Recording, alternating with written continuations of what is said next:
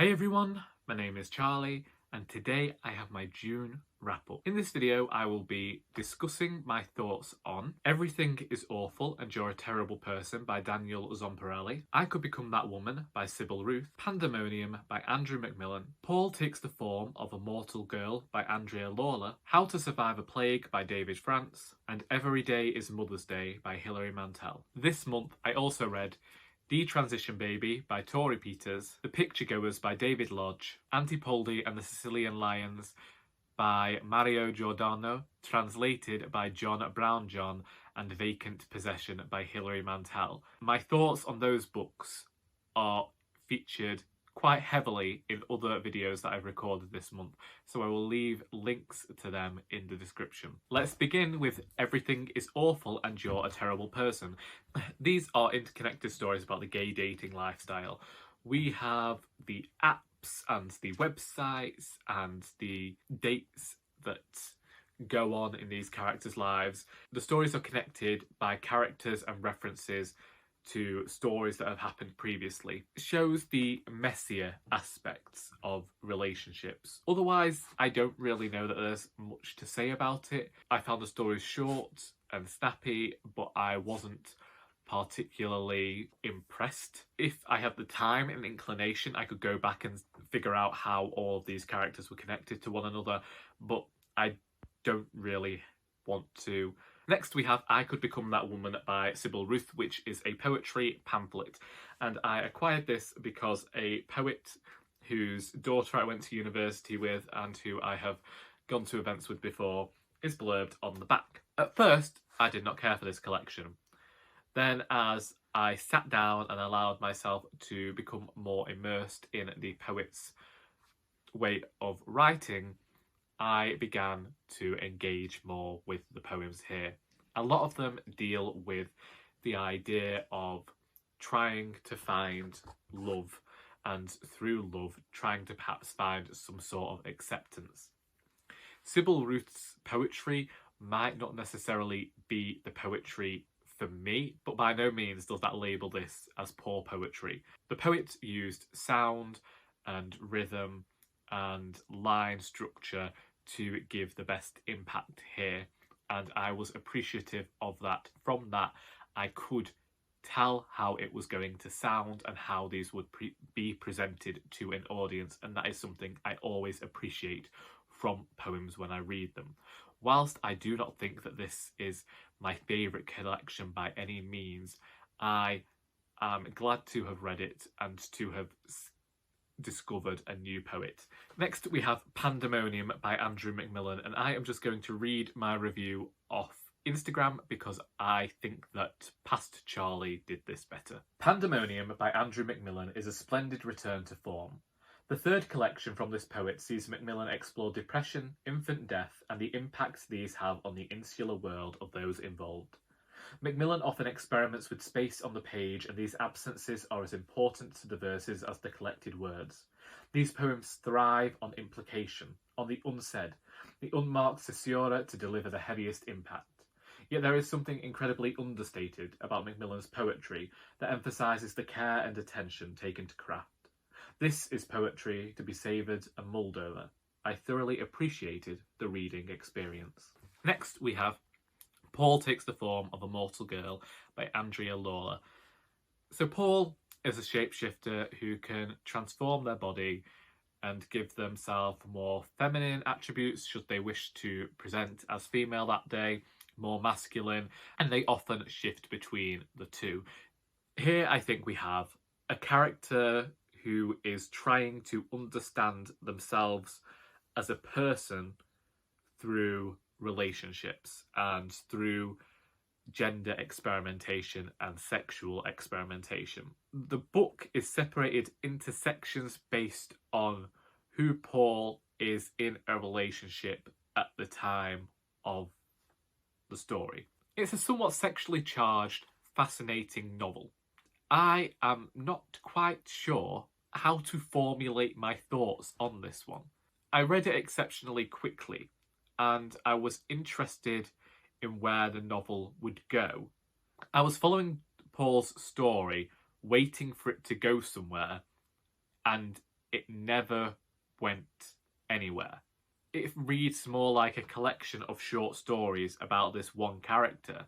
It's presented as a novel, and these stories end up connected and building up. But I suppose this novel is telling a story of a time and place that I am never going to have any knowledge about, and lifestyles that I could never understand. Yet there is still this very universal idea of trying to find your place in the world. And perhaps the novel does do that, but it does it in a more subtle fashion than I am used to. Maybe towards the end of this novel, I was looking to be spoon-fed as a reader. I read this book rather quickly, and that for me usually means that I want to spend every moment with this book and get it out of my system. And I did this, and I feel like the book is somewhat frenetic and all over the place, but it does have this central core that propels the narrative forward. At the same time, I leave it feeling, what the heck did I just read? And there are all these thoughts as, did I enjoy the experience of reading this? Does it matter whether one enjoys the experience of reading a book? If one has gained something from the book, does a person have to gain anything from a narrative? Did I gain anything from this story? Or did I just leave confused but happy for the experience? I honestly don't know. I have said, when I mentioned Hilary Mantel's books, I like the idea of the supernatural or the scientific or the sci-fi being present without any explanation, just accepting it and moving along. And with that, I suppose it's somewhat akin to Jeanette Winterson. But I don't know. I don't know. And that's all I can say. Next, we have How to Survive a Plague by David France, which is the story of how activists and scientists came together during the AIDS crisis of the 1980s and 90s.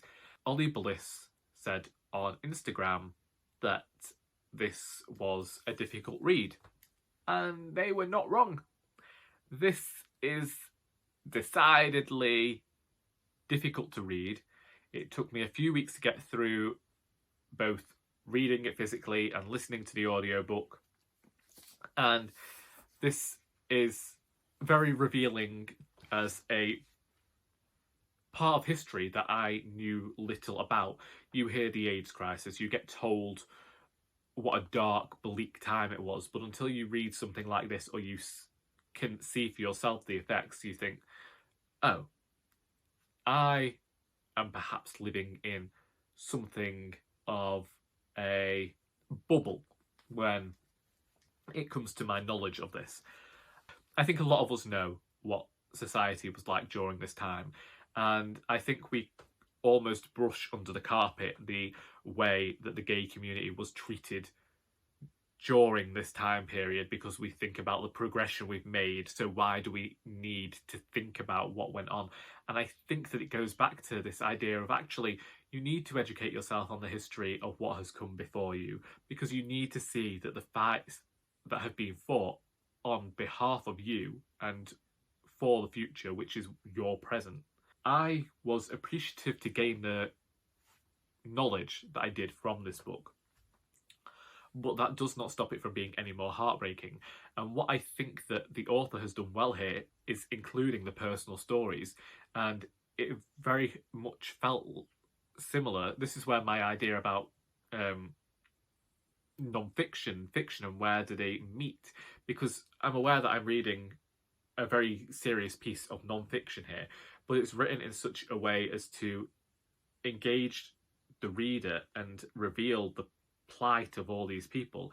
And it does feel like a polemic against the government of the time, but that feels incredibly necessary, and it feels like solid criticism of the lack of help that people received. And I think in the wake of just going through a pandemic and seeing the call to action that took place there, really solidified how people suffering with AIDS at the time were maligned by the government, their communities, their families, and that made it all the more difficult to read. I said when I placed this book on my TBR that all I had known of HIV and AIDS prior to the reading of this book was when Mark in EastEnders got thrown out of the pub by Peggy because of how filthy he must have been as a human being to have caught such a disease. Reading this alongside The Prettiest Star back in May made it seem ever more real, and I would say that this was perhaps necessary Pride Month reading. And if you haven't already, then I would definitely recommend adding it to your TBR, but take your time with it because it's going to be a hard-hitting one. It's a heavy topic, but if you don't know already, I think you need to educate yourselves. Next, I want to talk about Arlington Park by Rachel Cusk. And this is a book that I read on the BorrowBox app, and I started it one morning when I awoke and I wanted to avoid seeing anybody for a few hours, so I lay in bed and read for a while. This book follows a few mothers in a middle-class neighbourhood down south, and when I started this, I could not bear the purple prose and the way that every single noun had to have an adjective in front of it. And it was this flowery writing that I avoid at all costs because it just irks me. Yet there was something within the prose that kept me reading. And I finished this book rather quickly. I don't know what it was. It was this idea that it seems somewhat reminiscent of Motherland, and it's these women, these mothers, who are feeling the weight of having their children, and it's very much focused on 2.4 children type families, and it's very much focused on white middle class women. And I'll admit I had something of an aversion to that as well, because the idea of rich people doing rich people things is something that annoys me, but something in the writing here kept me going. Now, I saw another reader, Amelia of Amelia's Adventures on Instagram, DNF this book, and I got in touch, and I completely understand where she's coming from. But for me, the idea that this was linked to Motherland and was something akin to Mrs. Dalloway kept me going, and the way that every single character is just so despicable and so unlikable, and you're reading them and you're just like, well, why did you bother having children anyway, you nitwit? And you're seeing the way that these characters, if they weren't forced together by the school and the school gates and meeting there, would have nothing to do with each other at all. And you get to see a parent who's actually on the inside because she's a teacher as well, and it all culminates in this dinner party. And I ended up really enjoying this Rachel Cusk, so much so that I went and downloaded another one to read on BorrowBox right after. I don't know what it's called, but I'm hoping to read it this month. If you've read any more Rachel Cusk and want to send me recommendations, then please feel free to do so, because I've said if I find an author I like, I want to read all their books. And so it might be boring for anyone viewing at home, but for me, that's the way I kind of want to just go at the moment. Finally, I read Every Day is Mother's Day by Hilary Mantel. This was Mantel's first novel and is a black comedy which sees a few stories, actually. So you have the character of Colin, who is going to creative writing workshops because he hates his wife, he hates his children, and he just wants to take every single evening class to get out of the house. So every September he goes and he re-enrolls at the community college, and he just does whatever course is there. There he meets Isabel and they begin an affair. At the same time, you have the character of Mrs. Axon and her daughter Muriel. Muriel is seen as having special educational needs and gets taken away every day by bus to this day centre, and her mother doesn't like social workers. She doesn't want anyone to get involved in the house. She does not want the interference. She hasn't realised that the world has moved on and still believes that it's very much as it was in the 1930s, and you get the idea that she had an abusive husband who kept her away from the world. You are even told at one point how she came to be in the situation she's in. But she is also in a house in which ghosts may be living. Now, throughout the novel, you don't know whether these are ghosts or whether these are Muriel actually pretending to have more learning disabilities so that she can get one over on her mother, because Muriel has this belief that her mother can read her mind. It's tremendous. Now, I know that this book was not the first book that Hilary Mantel wrote. This is the first book that Hilary Mantel had published. If I had written this as my first book, I don't know how I would ever get past that. I think that this is brilliant, but that's also because I like the mundane and I like the really grotesque comedy, and I found that apparently if you're presenting me with a comedy that's incredibly, incredibly dark, you've got to give me despicable characters. You've got to give me not a single character that I can get behind. You've got to, like here, every single character is a villain. Every single character is doing something wrong. I felt sorry for Sylvia for a bit, who's Colin's wife, but even she started doing stuff where I was just like, not even you, not even you. I mean, the less said about the sequel, the better here, but the prose was fantastic. The one-liners, let's see if I can find the one that I really liked. This is the line that first described Colin, and from it, I understood exactly who he was. He was a man on poor terms with his clothes. That's all it took.